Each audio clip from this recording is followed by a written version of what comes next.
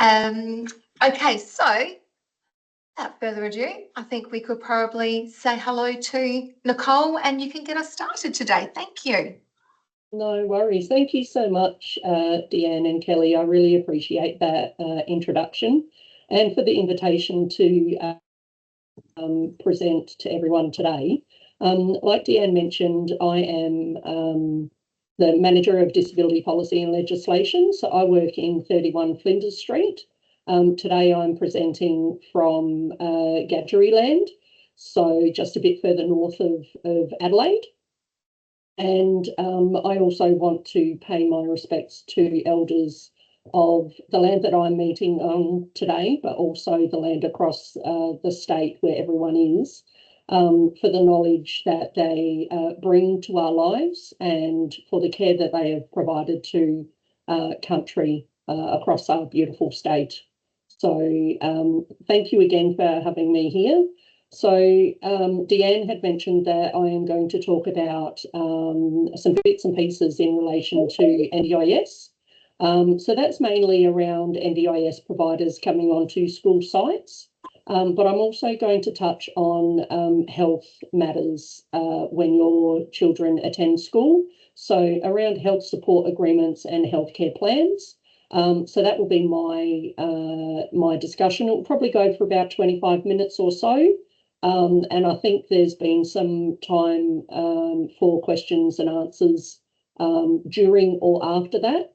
I do have the chat on the side of my screen, so happy to answer any questions during, or if you would like to just save them for the end, you're more than welcome to do that and we can have a chat at that point as well. If you like, Kelly and I can monitor that as well because we've got a very big Wizard of Oz screen in front of us here. Oh, brilliant. All right. Well, because I was going to share my screen with some slides. So that would be great. And then I'll actually, I won't take any notice of the chat and I'll leave it up to you guys to just let me know. That would be fantastic. Thank you. Absolutely. Not a problem. So I will just share my screen now. And you'll see all of us for a brief second, or maybe not. I will go to the beginning. There we go. So can everyone see that, the screen there? Yes, we can, Nicole. Wonderful. Thank you, Deanne.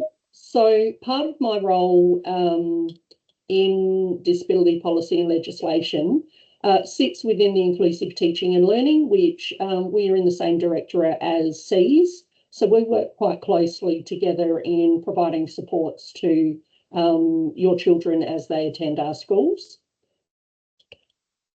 So I will work out, there we go. Okay, sorry, this is the first time I'm doing this via Teams, so please bear with me.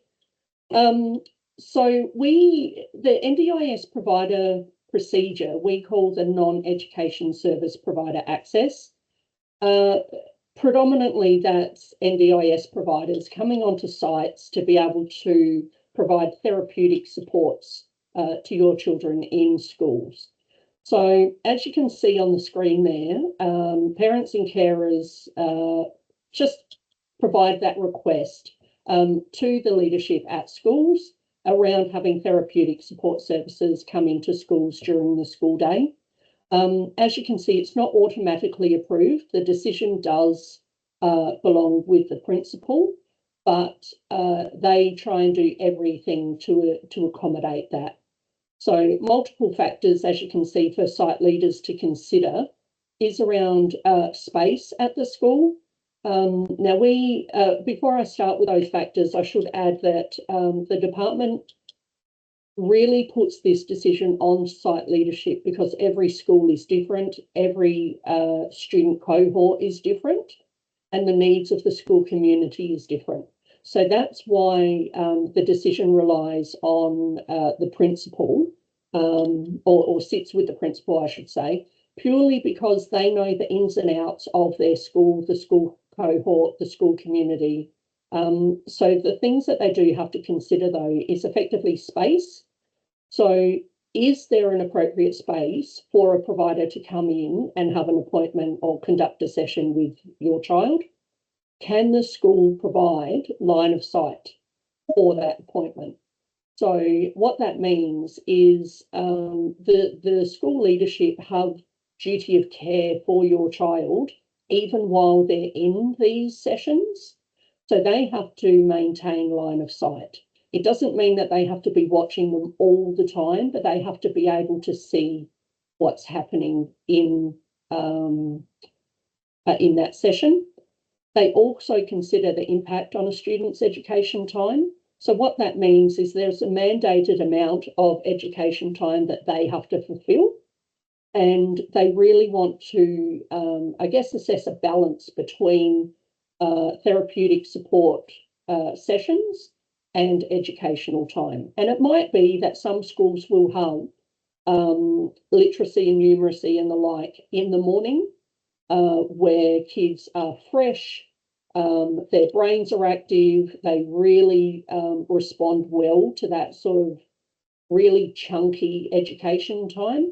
So it may be that they want to schedule appointments after that time and really not impose on that critical learning time. And it's also around impact on other students. And that can be around space. That can be around taking students out of class in the middle of class and the impact of other students. So it really does depend on the student cohort in that regard. And as you can see there, each request is considered on a case-by-case basis. So there are some cases where that is likely not to occur, and predominantly around line of sight. So if the school cannot provide line of sight to your sessions or to your child's sessions, that's an automatic no, it cannot be provided. Or if there is no space, no appropriate space. So obviously we don't want to have kids and their therapists outside in the heat of day or the bitter cold of winter. There has to be an appropriate space for a session to be undertaken. So those two are probably the only times there would be a definite no, because they are so important to get right as therapists come onto site. And Nicole, Yep. just before you go on, I think there's one question from Suzanne. Sure, Suzanne. Yes, hi. Just wondering if that includes only registered NDIS providers or if that includes unregistered NDIS providers as well. So for us, we prefer registered NDIS providers because there are certain checks that go along with that. And that actually gives us a sense of comfortability with the people that we're allowing on to school sites. So yeah, it would be registered NDIS providers. Okay, thanks for that. Thank you so much for that question. So communication responsibilities. So this is around how all of this works, how the coordination of arranging sessions and appointments works. So as you can see, from the point of requesting access to ending services for whatever reason, the family or carer is the main channel of that communication. So the school helps facilitate sessions, and the providers will say when they're available, but all of that will go through the family or carer. So this is because it's not a school-based request. It is, I guess, to assist the sessions to happen on behalf of the family. So this includes, as you can see, the family letting the provider know of the site leader's decision to allow access, letting the provider know as soon as possible if your child isn't at school for any particular reason, letting the provider know if there are any other activity schedules like excursions, camps, any other sort of workshops or the like. And then also letting the school know if there's a change in provider, if the provider's going on holidays or is sick, or if the services are no longer needed for whatever reason. So it's really, I guess, important that the provider, you as the parent or caregiver, and the school really work together in this communication, just so everyone's aware of what's happening and we don't have providers turning up to schools when it might be a pupil-free day, or the provider turning up if your child isn't at school for any particular reason, or the school expecting a provider to turn up if they're on holidays, for example. So you may be aware already that we do have some information guides. So I've got a link there for the information guide for families and carers, which I'll open up in a moment. But part of, in including that, that guide, it does have key information, as you can see, on how decisions are made and any costs that providers may charge, the roles of schools and preschools, communication needs, information sharing, and terminating access in certain situations. So I'll just show you the guide in case you haven't seen it before. Oh, I think I had it already open, which is fantastic. So this, I can provide the link in the chat after this session, but it's on our website, and you can see that it's basically information for families and carers. It goes through key information. You can see here around some of the things that schools really do have to consider. We've got clear steps of how it will be approved or not approved. So these are the steps that you and the school will follow.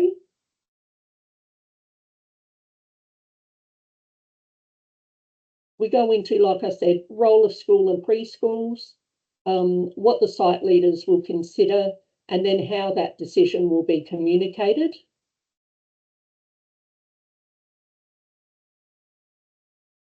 And then we've got provider requirements here.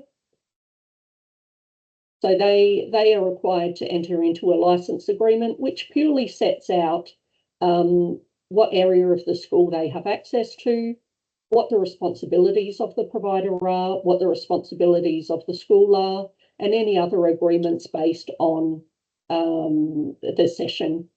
And then, as I mentioned before, your communication responsibilities. So like I mentioned, I will put that link in the chat so you do have access to it later on if it's helpful. And then that's just the last page there. So, sorry, just going back to my slide. So this next part is about health support agreements and care plans. Does anyone have any questions around the NDIS side of things?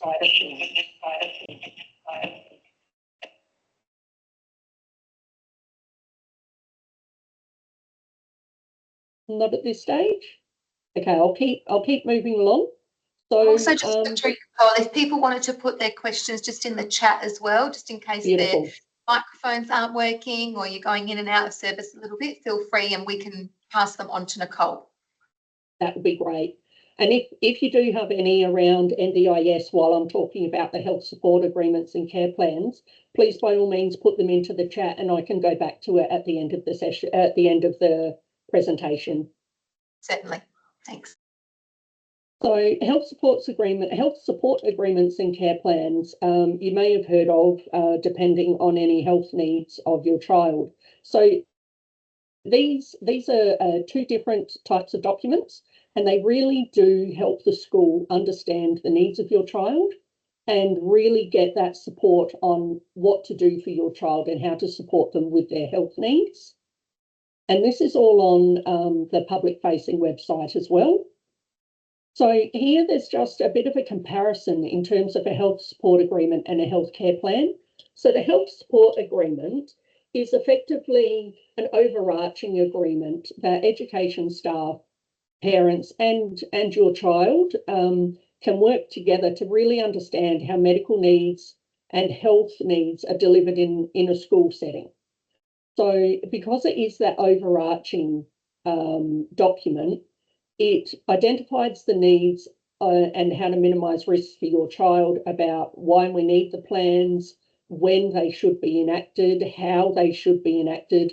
It's an inclusive approach and they're always kept confidential. The health support agreement really has that holistic view over health support. So it really wants to look at physical health, personal care, mental, emotional health. And it puts all of that together in sort of a one-stop shop. And for both or all of these documents, it will have a review date, but that doesn't mean it's an expiry date and no longer valid.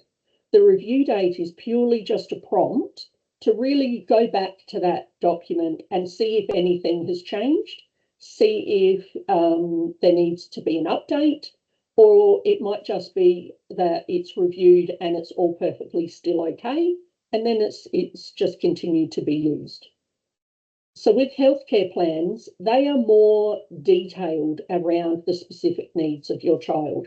So commonly they're completed by health professionals, and they're really targeted at your child's individual care needs. And I'll go into that a little bit more as we go through the presentation. So all of these healthcare plans are considered as part of the health support agreement process. As you can see on the right there, you've got your health condition focus. So we're talking about medication agreements, individualised first aid. If the first aid that your child needs differs to what is standard first aid, that's when we'll have a specific first aid agreement plan. And then we have non-specific and specific care plans. So non-specific can relate to something that might be quite a rare condition or quite a specific response to your child. But then we also have specific care plans for asthma, for diabetes, for example, or seizure management, that sort of thing. And again, the review date is not an expiry date, just a prompt to revisit what's written there. So a health support agreement, and I've got a link there that you can access if you want to have a look at them. As you can see, agreements are completed in collaboration with the school, the parent, and your child. So this is really essential to really have that collaboration with all, just to make sure that all the needs can be met. So some things that you might be able to do at home in terms of the care for your child may not be able to be completed in exactly the same way at school, but the school will be able to explain to you why that can't happen and work out a different way of providing that same sort of support. It also provides an overview for the school on what they need to know about your child. And that's really critical so they can really support your child while they're at school. It lists all the care and action plans that have been completed by a health professional. It provides prompts about any complex needs or invasive health supports that your child may require, or any specific first aid health responses. And I think probably one of the most important, and it can't be missed or overlooked, is details how communication will occur between you and the school. And I think that's really, really important. So on our website, we do have a guide to planning health support that can really help you understand more around the process. But I'm just going to click on the health support agreement document to just run you through what that looks like. Nicole, just whilst that's loading, Yep. and you bring it up, I'll just let you know that we've just got one question that's just discussing, and it might be a you and I question together, but what's the difference between one plan and a health agreement? Okay, so a health agreement purely looks at health conditions and support needs for your child's health and medical safety, I guess. Whereas a one plan, and please jump in at any point, Deanne. A one plan really looks at it brings the education needs within. It talks about access to curriculum and that sort of thing as well. Whereas these health support agreements are purely focused on health and what Absolutely. to do if something. I agree totally. Yeah. So Deanne, did you have anything to add in relation to that?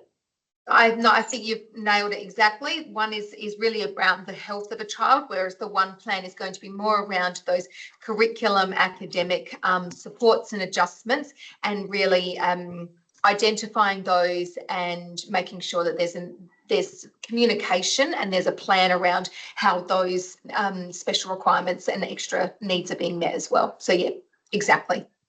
Fantastic. Thank you so much.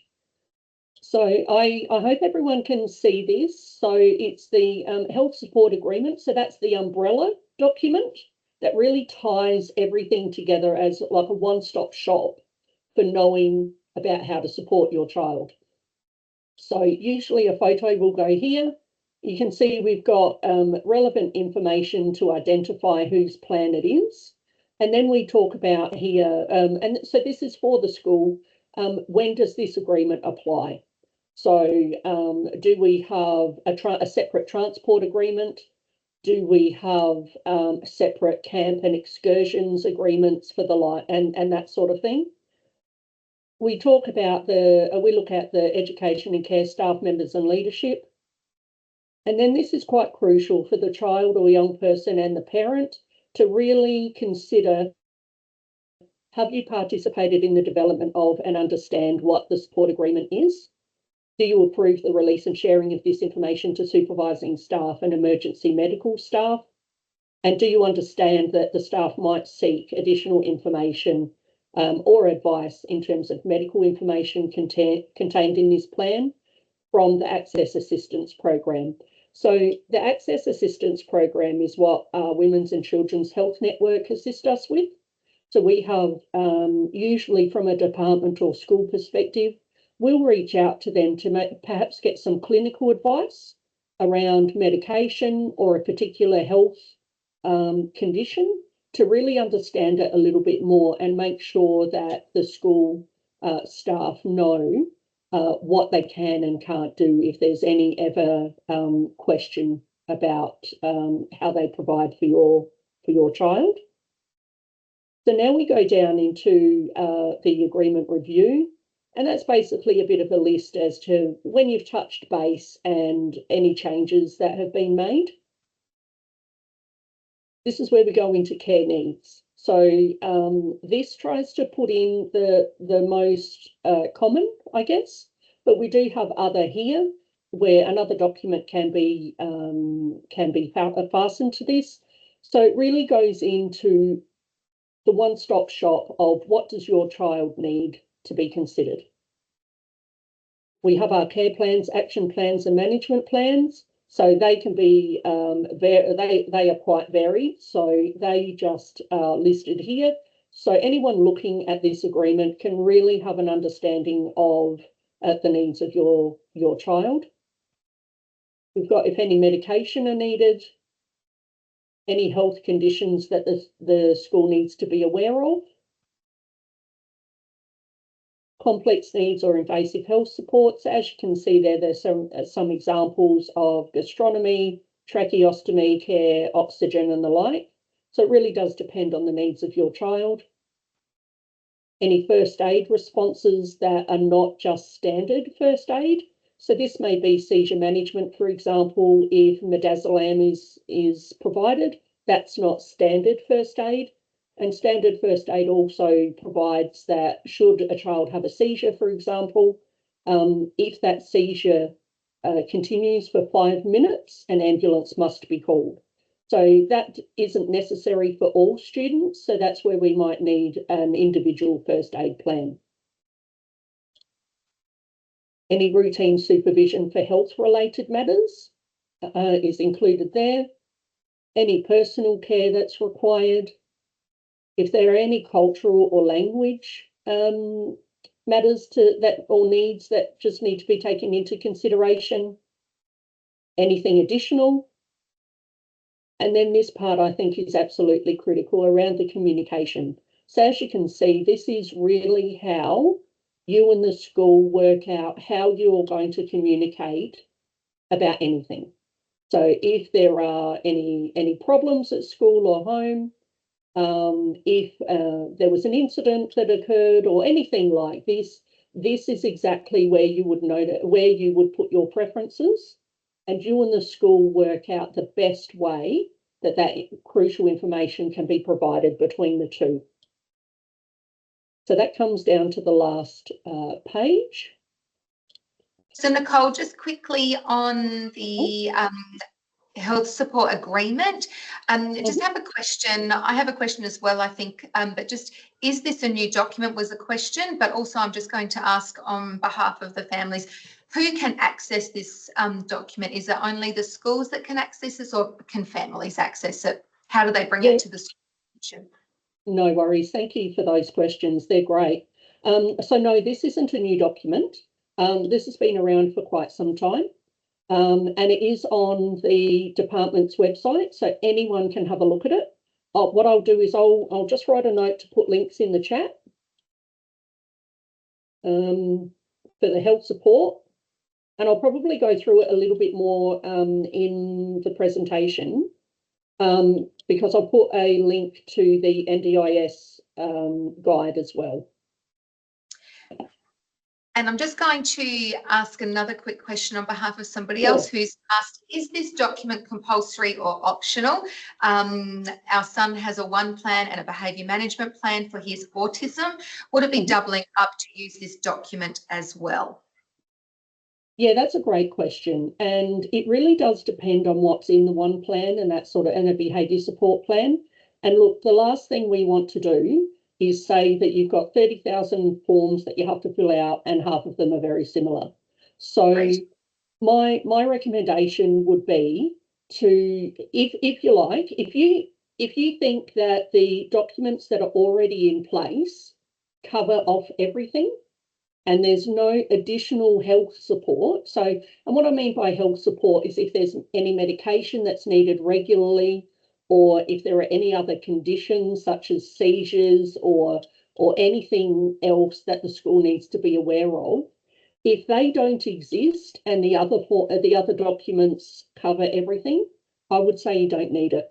So this is a preferred agreement document, but purely if that information isn't found anywhere else. We really don't want to have agreement forms or documents completed just for the sake of it if the school's already well aware of all of your child's needs. Yep. I would agree. And I would think with those other 2 plans as well for that young person, that most things would be covered. It would probably be exactly like you said, Nicole, would be if there's any medication additional to that as well. That would be the other big one I would think of. But you always bring it up with your school just to make sure. But it sounds like there's a lot of planning already happening there. And like Nicole said, we don't want to be doing extra paperwork for unnecessary reasons. If everything's covered, you could look at the health support agreement, and if you all of a sudden find there's something in there that hasn't been added in the other 2, then by all means add the, you can go through that document and that agreement. But if it's not necessary, it's all covered elsewhere. It's good. Exactly. And if there is something in the health support agreement that you do like, there may be, and this is where the discussion with the school is really critical, it may be that you just have that particular point added to one of the other plans, so you don't have to fill out a complete new form. So there is some wriggle room there, absolutely. Yep. Thank you. No worries. So in this regard, we do have a safety risk and management plan. So this is something that the school may complete if they believe it's absolutely necessary. So what it does is it just helps support decision making while your child's at school. So the risks can relate to any student or staff. It identifies the risk or issue and proactive strategies to prevent the risk from occurring or reduce it. It also identifies reactive strategies if the issue happens. So if there's triggers, or if your child is allergic to something, any sort of matter that may crop up, this is the time that the school may document it and actually have that plan in place. So this again is something that is used if it's not addressed anywhere else. So it may already be in a behaviour support plan, may already be in the one plan. So if it is, that's fine, as long as it's being considered and it's somewhere. Okay, so healthcare plans, like I mentioned, they are very detailed documents on how to provide information for your child at school and how the school can care for your child for their health conditions. So for that reason, they're not usually completed by parents. They're completed by allied health or medical professionals, depending on the health condition that your child has.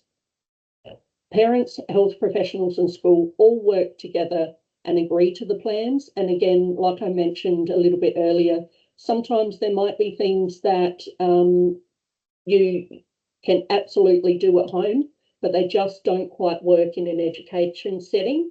You know, it could be in the middle of class or you know, anything like that. So that's why there's that agreement to really work out what's best for the child, what will take care of your child while they're at school, but and also what's appropriate in a school setting.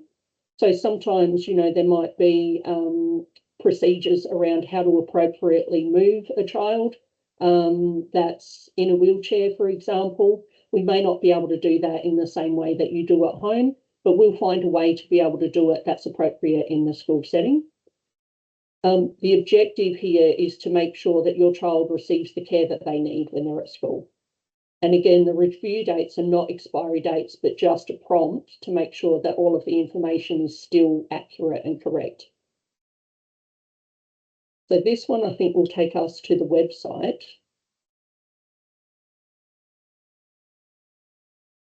And this provides a lot of information around medication agreements. Should your child be on medication, seizure management, any individualized first aid plan. So you would have access to all of this. And again, I'll put the link in the chat. Non-specific healthcare plan. And then we have our specific management plans. So as you can see, there's quite a few there. Ranges from health conditions to continence and toileting, diabetes, oral eating and drinking, seizures and the like. So you're able to have a look at these whenever you like, if you think that they're valid, or if you would like to have them amended.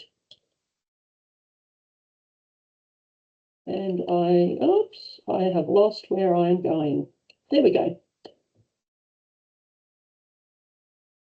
As you can see there, we've got quite a variety with the most common, I think, is anaphylaxis, asthma, and perhaps even seizure. So any that don't appear, that's where you go into your non-specific. And that's it from me. So I am happy to stop sharing, and if anyone has any questions that they would like to ask, I am very happy to provide additional information. Perfect. Thank you, Nicole. I've just had a quick question as well. Somebody asked if they're able to access the slides to basically to get those links. So I think you said you mentioned that you'll probably pop them in the chat, but I'm also thinking if people wish to email us here at SIES, then we can send a personal email to them as well if required to, with all those links. No worries. Yep, absolutely. And then just another question. My son needs to wear a hearing aid. However, I don't have any of these forms or plans from the school. Okay. So in that regard, it may be if there are any specific care requirements for your son with a hearing aid, you would need one of these plans. So if you know, if he had ear infections, or if there was a regular medication that would be required, then you would require one of these plans. But if it's an aid, chances are you wouldn't need to, particularly if the school doesn't have to be involved in I guess, helping him put it in his ear, or if there are any other care requirements. If he attends school with a hearing aid in, goes about his business and comes home, he wouldn't need, or your child wouldn't need any of these forms. In saying that, I know SIES do a lot with students with that are hard of hearing or hearing impairment. So yes. I can absolutely hand over to Deanne, and if there's anything you'd like to add, by all means. Yeah, thanks, Nicole. Yeah, and I think if there was anything, do you think that would just be put under maybe an agreement, not necessarily a plan as well? Yeah, okay. Yeah. So that was my first question. But my second question, possibly as well to this parent or caregiver, would be, if your child is in primary school, is there a teacher of the deaf involved, or do you have access through student support services to somebody? If you are requiring any support, that would be the person that you could possibly access. But in relation to any adjustments or anything that need to be made, the one plan would be a good place to document all of those as well.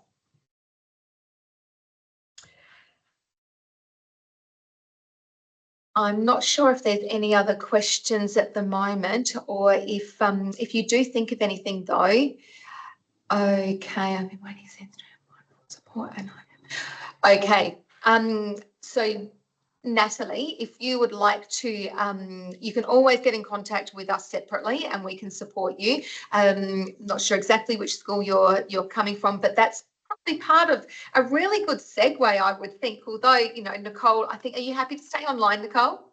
Yeah, absolutely. Yeah, okay, great. So we do have a little bit more time together, and Natalie, I actually think that's a perfect segue in talking about what SIES can actually offer and present as well to you. Part of our services are, I've got a whole range of things from our developmental resources behind us here, which who Kelly and I think Kelly she's my go-to person. She knows everything in our resource centre. But in relation to inclusive education supports, we have a group of senior advisors here at SIES, and we have a client consult desk. Basically, any of you can call us at any time if you require any support or advice on inclusive education, something that may be happening with your child at your school, and you're not sure who you should be speaking to, or you've tried something like you've obviously mentioned, our parent here in the chat has mentioned, and you're just not sure who else you might be able to turn to. We are definitely here to be able to try and get the ball rolling, I guess, in a way, to be able to support you in moving forward and making sure that your children are being adjusted, there's adjustments being made or strategies put in place for your children within their environment and their school setting.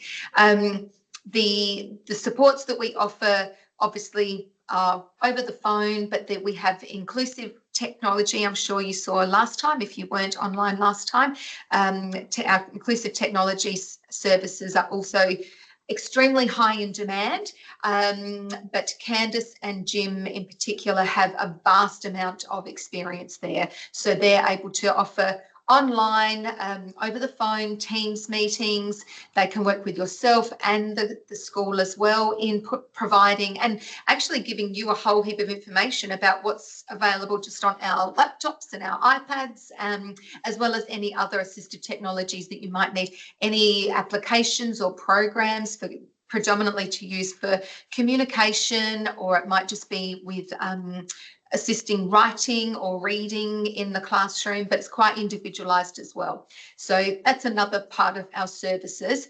I'm just looking at the side. I'll try and keep an eye on that, and if whether or not it's okay, great. Can you let me know, Kelly, if it's actually relating to what we're, otherwise I'll read it afterwards. So, and if it's actually for myself or Nicole, I guess as well. It's more Nicole. Nicole, all right. Nicole, we'll hang back and we'll deal with that one afterwards if that's okay. No worries, thanks. So yeah, just for everybody, I guess, to know more about our services here at SIES, we do actually have, and I can probably share, I'm hoping, there it is. I just have one slide that I was thinking of trying to share with you. I'm just not sure whether or not I'm going to be able to show it. Right, are you able to see that? Nicole, I'm just going to ask you, are you able to see that slide? I've just got your desktop. Oh, can you see it now? No. Hey.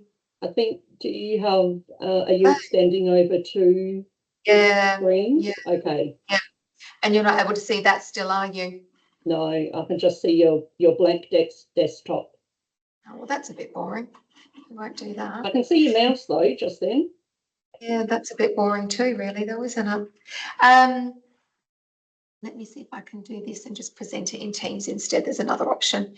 Thanks for putting all those links in there. I can see all of those, Nicole. No worries. I'll let you know when I can see the slides. Yeah, because I have actually just presented them in Teams. And present.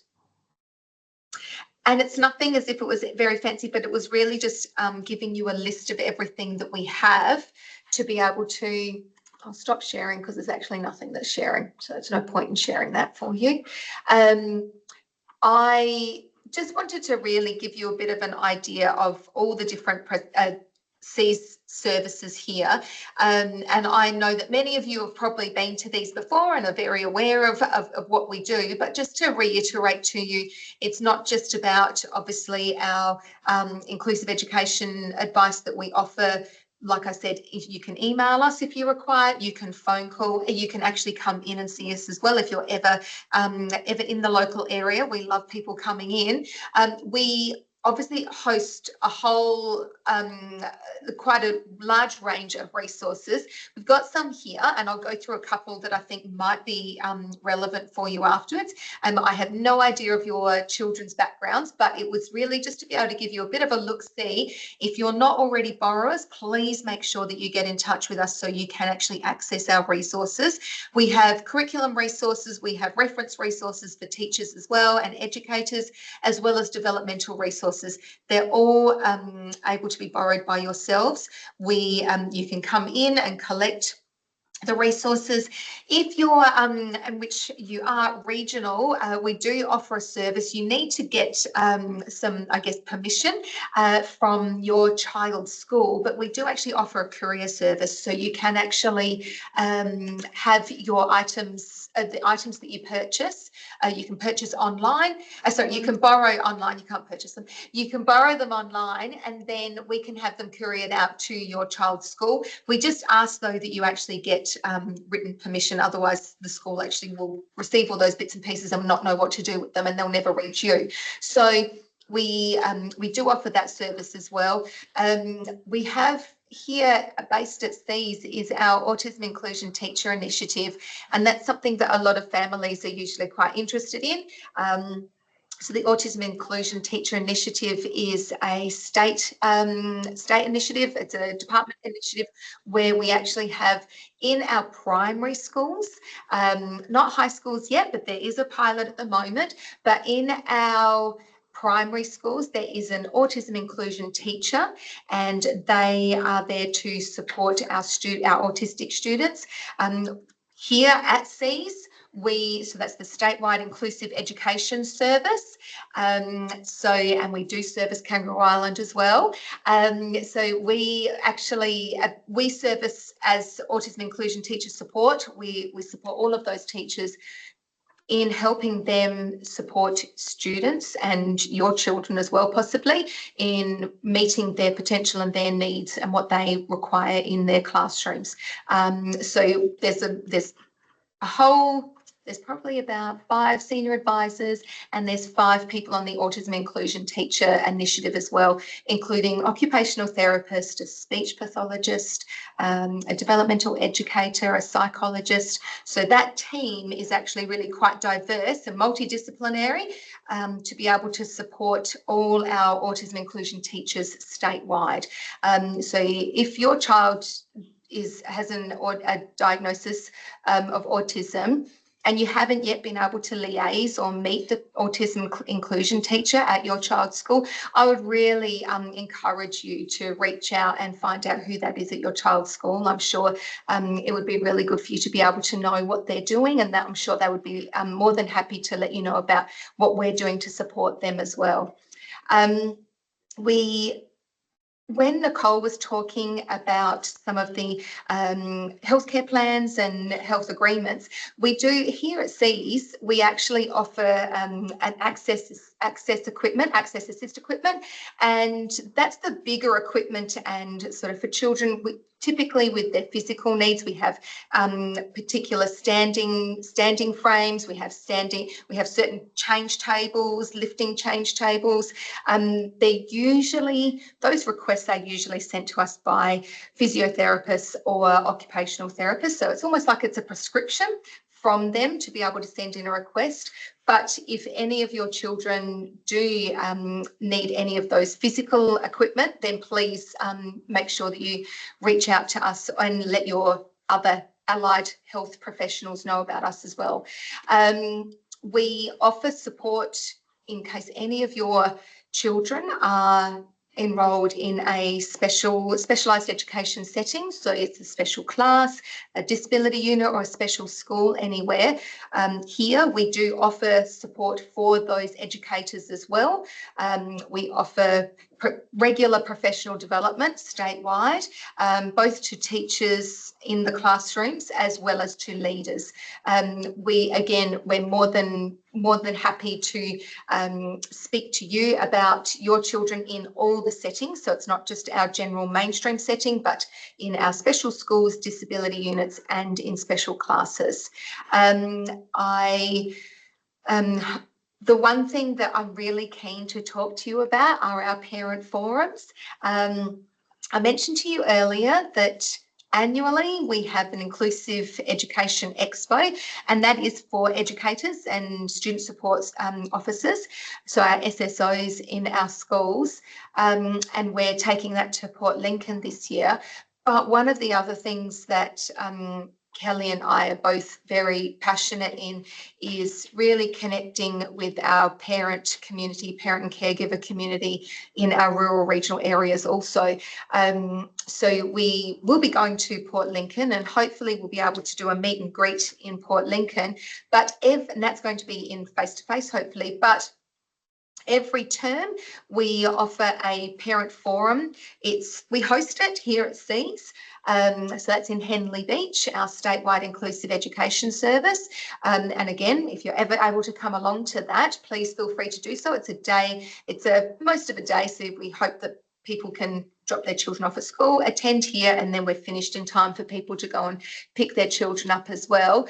It's catered for as well, but we actually try and have a host of experts to be able to come and talk about. We did actually have Nicole present at our last parent forum in term 1, which was very well received. This term we're having a focus on transition, so transitions in relation from what support there is for parents and caregivers for their children when they're transitioning from preschool to school, or from primary school to high school, or from high school to post school as well.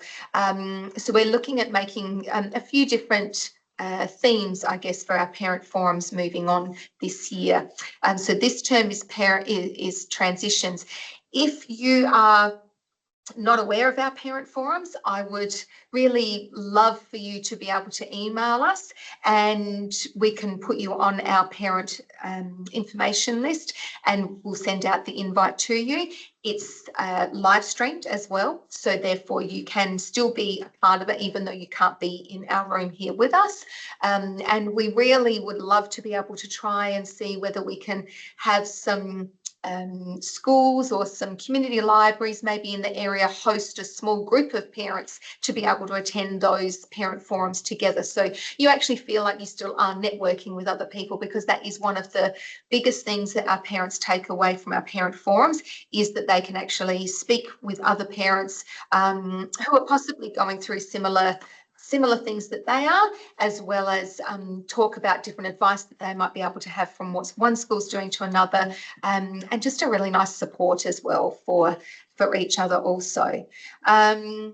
I think as far as the list of things to go through, that is probably enough for the moment, unless anybody has any questions. But what I would love to do is, I think I've answered, yes, that we are a statewide inclusive education service, so it's SIES. We are a library, so it's a borrowing service as well as many other aspects. Like I said, there's many services. Our library, our developmental resources that I can do a bit of a show and tell in a moment, are just one aspect of the services that we can support you with. And yes, just like your inclusive educators and your student support services, we do send things over to Kangaroo Island also. Yeah. And just in case that parent did miss that piece of information, yeah, if your child goes to a public school and you would like to become a borrower, we just need the school's permission on the borrower form. Yeah. Just say they're happy for you to use the courier system, and then we can send resources to and from using the department courier to make it a little bit easier for you. It's a 6-week loan as well for country borrowers, so you get quite a bit of time, with an option of a 4-week extension if there are no reserves as well. Yes, yep, perfect. Yep, excellent. Thank you so much for that, Kelly. So I am just going to show a couple of bits and pieces. Can you still see me? I need to bend down, don't I? Okay. I wanted to just basically share, I guess, some resources on a whole range of things. We've got some maths resources here. We have picture storybooks as well, but our picture storybooks, so the one thing I probably did not mention specifically enough is that we are specialised resources. So we are obviously different to what you would get at your local library and even possibly in your local school as well. So our resources really are focusing on children who might have a particular disability or a learning difficulty, a physical need that might be needing to be met. We have resources that meet sensory needs, motor coordination, fine motor, perceptual coordination, oral language, literacy, numeracy, behavioural regulation, sexual education, assistive technology. I'm missing a whole heap, Kelly, I'm sure. Yeah, disability awareness.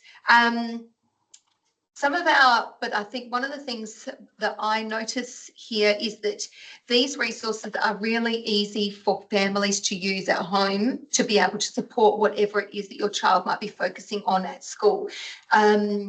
We have our maths games relating and texts as well, if you require all of that.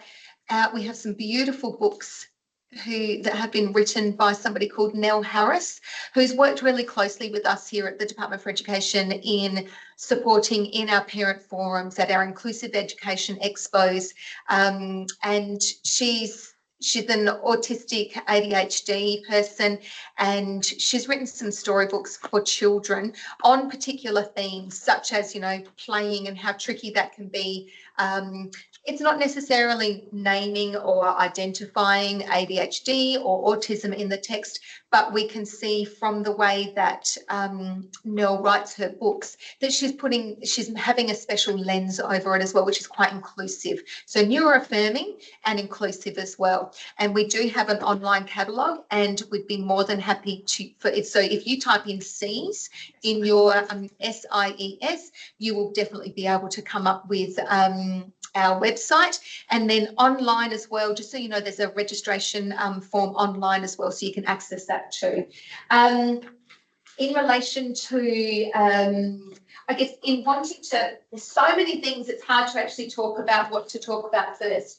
If I look at, and I'm not sure where your children all are as far as their age, what their specific need might be. So just bear with me while I just basically show a few little fun things that we have here. And by all means, have a look at the online catalogue and call us if you need any clarification on anything that you might need. There's somebody on our client consult desk from 8:30 a.m. until 5 o'clock p.m. every day except for Tuesday. We finish at the client consult desk is finished at 3 p.m. But yes, we have lots of this is actually a vibrating neck. It's when all of our children, we look at all their different needs as far as we have cushions, we have seat cushions that vibrate, we have these little gadgets which, you know, you turn them in a particular way and they're actually quite fun. They actually vibrate as well. To meet all those sensory needs, the movement needs, we have particular seating stools and seating options as well. Flexible seating is very popular in classrooms, trying to meet everybody's need. I know I'm not very good at sitting down, which is why I was hoping to be able to stand up to do this part, because yes, we'll like to sort of do our own thing when we're moving and grooving as well. We have these. It's really hard to show you online. These are about learning emotions, coming with mirrors and looking at how we can identify emotions, looking at how our emotions might look on our face compared to a particular card or a person that we're looking at. We have different resources to be able to help with textures and sensory needs, different children who like to, let's say, have their sensory input met by, you know, touching and feeling and fidgeting as well. So we have many of those resources, and I'm currently working with an occupational therapist from our autism inclusion teacher team to talk about how we can look at reviewing some of the resources that we have there at the moment. So that's hopefully going to be another really popular space to look at in the future. Kelly? Oh, is the purpose of the library an opportunity to borrow and see effectively? Absolutely. You know what? The one thing that I say, it's like a try before you buy. So a lot of the things, like I said, they're specialised. Some of these things are quite, they're not expensive necessarily, but I think from having to go through purchasing things for my child, if you sort of think, oh, that might work and I'll purchase it, and then it only lasts for, you know, 2-3 weeks and then it's out and then we bring something else in, before you know it, you're purchasing so many different things, it builds up very quickly. So what we like to suggest is that, yes, you think about the need of your child, you try it here, and then if you think it's something that you could get long-term use out of, then you've got the opportunity to go and purchase your own. But the other part of it is that, yeah, a lot of the time our children do mix up what they're interested in. You know, they change their ideas as quick as they change their underwear. So it's really nice to be able to have that borrowing system with a library where you can borrow, have you know, a certain amount of items for 4 to 6 weeks, and then you can change them over as you need and see fit. We've got balance boards. We've got a lot of perceptual motor coordination as well. So different balancing beams. I'd get Kelly to try them out for you, but she'd probably be upset with me.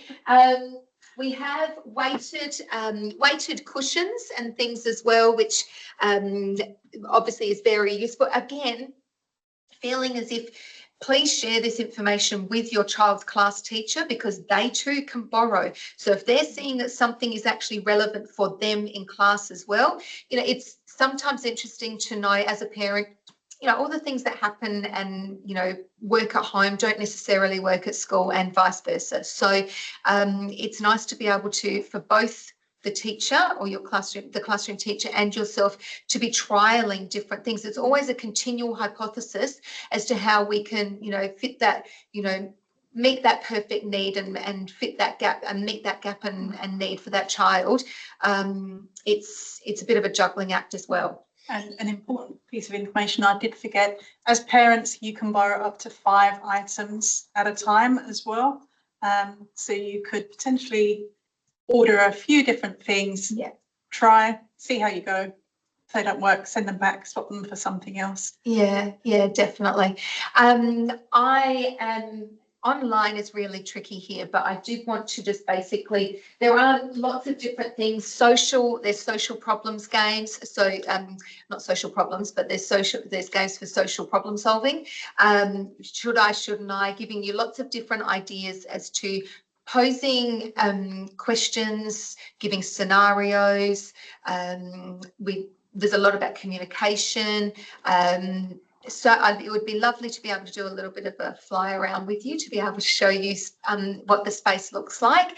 But it was a bit busy there today, so we're not able to do that for you. But I would really strongly recommend that if you would like to borrow any resources from us, please call or have a look at the online library as well. Does anybody have any other particular resources they might be after? So it might sort of share where I'm going to with my discussion, or if you don't, you can always just let us know afterwards at another time that suits you better. Because I'm wondering whether or not, I've just noticed as well that the battery is actually quite low there, Kelly. There was a question for Nicole. But there was a question. Okay, with schools using line of sight and space excuse for external providers not being able to attend on site, it then impacts my child's education time as I then have to take him off site for him to attend. How is the department supporting our children to have an education and still access their vital therapies? I'm not sure if you saw that one before, Nicole. Yeah, I did. And thank you, Larissa, for raising that. And it is really hard for everyone, I think, in terms of the responsibility placed on parents, or the need for parents to either take time off work to go to therapy sessions, to take your child out of school, to do the same, particularly if you have multiple therapists working with your child. It is really, really complicated, and no one is saying that it isn't. And it is also, I guess, the same for schools in terms of, I was working with a school only recently where they only had one area for therapists to come in and work with students, but they had 120 therapy sessions a week to coordinate and provide a space for. So it's a really complicated matter for everyone concerned. And the only thing I can advise is to really just connect with your school leaders to try and work out if there's any opportunity to perhaps have some on site. If there's because some schools just can't provide a space for everyone that needs it, but they may be able to provide a space for occasional sessions. They may be able to provide line of sight in certain circumstances when they might have more staff on.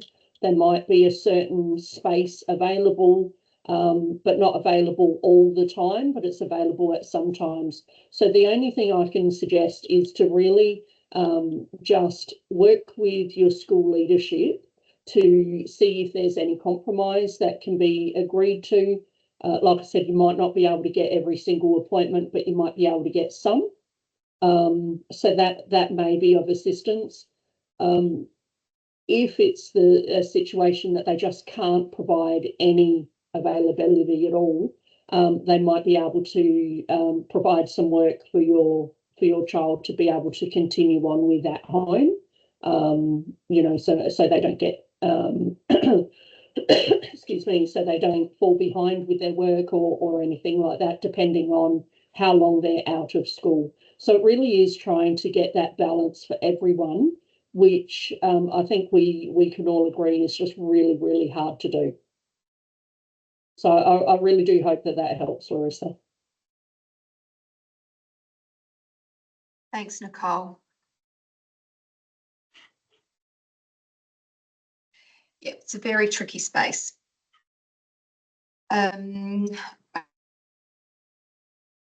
So I'm thinking that we have no other further questions at the moment. I just want to say, Nicole, thank you so much for the information that you shared today. No matter how many times I listen, I always, and I'm, being an inclusive educator for the last 7 years, I still learn more bits and pieces as well. One of the things that I think as families, it's just about that communication as well, knowing if and when there's a form that needs to be filled in, a plan or an agreement, if it's a risk safety, if it's all going to be in the one plan even. But a lot of it is in relation to making sure that we are able to have those connections and communications with the schools so that we can make sure that everything is ticked off so we can support our children the best way we possibly can. Absolutely. Yeah. I think, Nicole, did you have anything else that you wanted to add? Not at this stage, but happy if you do receive any other questions after the presentation, by all means, please just let me know and I'll provide some advice. But thank you again for the opportunity to have a chat and to sort of bring this sort of thing out into the forum and hopefully, share some knowledge around. Yeah, we really appreciate it. We really do, because it's not easy information to always gather when you're elsewhere. It could be quite complex. Yeah, absolutely. And thanks again for those links as well. We'll make sure we take a copy of those, and so that way if people do email us, we can then send them to them as well, just in case they miss them in the chat. And likewise, yes, thank you to everybody who has joined us, and we look forward to hopefully hearing from you and maybe seeing you at our parent forum later on in the term as well. So thank you. Kelly, did you have anything that you'd like to add? We are planning other little, information sessions similar to this. Yes. Each term. So I will be emailing through to the schools. So hopefully that they will distribute through to you as well. So if it's something you're interested in, just feel free to take the link and join in. Definitely, yeah, and please let your other, parents are wonderful at helping each other, a little bit like educators. We like, it's our community, and it's really nice to have a network of families who understand one another and reach out and support each other. So please feel free to share our services with others so we can support them as well. We really would like to do so. So thank you very much to everybody. Thanks again, Nicole. Thank you. Thank you so much.